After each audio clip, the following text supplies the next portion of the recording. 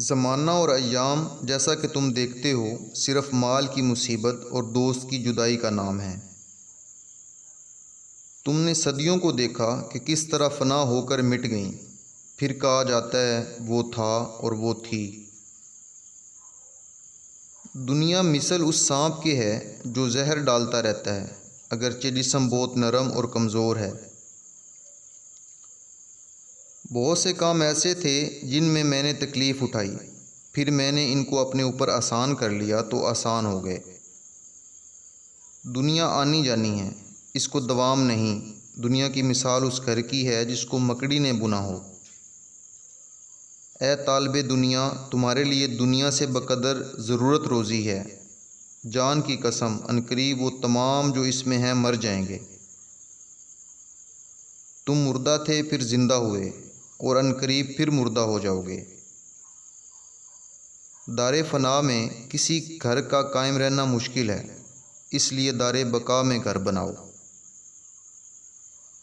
ایک گھر، ایک کپڑا اور ایک دن کی روزی اس شخص کے لیے کافی ہے جو کل مرنے والا ہے۔ ایسا بھی ہے کہ کوئی انسان دوپہر کو ہی مر گیا اور اس کی نصف روزی بھی فوت ہوئی۔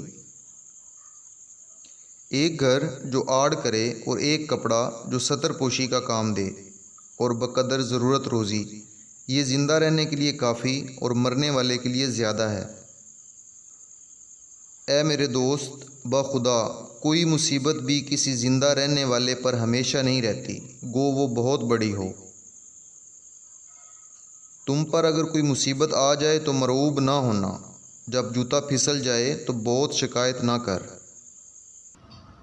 بہت سے شریف مصائب میں مبتلا ہو جاتے ہیں، پھر وہ صبر سے ان کا مقابلہ کرتے ہیں، یہاں تک کہ وہ مصیبت کٹ کر مردہ ہو جاتی ہے۔ تھوڑی بات اس کے اہل کے ساتھ بہتر ہے اور کثیر معیوب۔ خاموش کبھی ذلیل نہیں ہوا اور نہ اس پر کوئی عیب لگ سکتا ہے، اور زیادہ بولنے والا ضرور غلطی کرتا ہے۔ اگر بولنے والے کا کلام چاندی کا ہے تو سکوت موتی ہے، اور اس کو یاقوت نے زینت دی ہے۔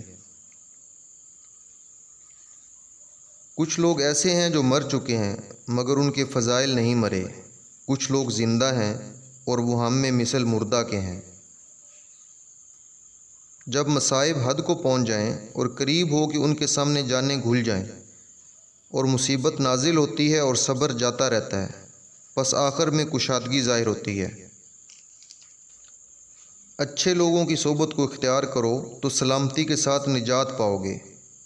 جو شریروں کی صحبت میں رہے گا کسی نہ کسی دن مجروح ہوگا۔ جاہل سے مذاق کرنے سے بچو، اس لیے کہ جس وقت وہ مذاق کرے گا تو تم کو وہ بات پیش آئے گی جس کو تم نہیں چاہتے۔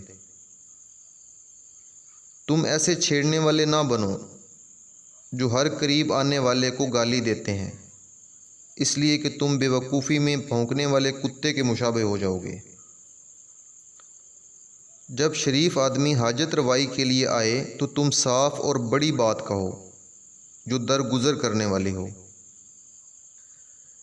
نرمی برکت ہے، وقار اور اطمینان نیک بختی، پس جس کام میں آہستگی اختیار کرو گے فلاح پاؤ گے۔ اپنا بھید اپنے سوا کسی سے نہ کہو، اس لیے کہ ہر خیر خواہ کا دوسرا خیر خواہ ہوتا ہے۔ میں گمراہ لوگوں کو دیکھتا ہوں کہ وہ کسی شخص کو صحیح سالم نہیں چھوڑتے۔ دو رکعتوں کو جو خدا سے قربت حاصل کرنے کے لیے ہوں غنیمت سمجھو۔ جب تم باطل بات کہنے کا ارادہ کرو تو اس کی بجائے تسبیح پڑھ لی کرو۔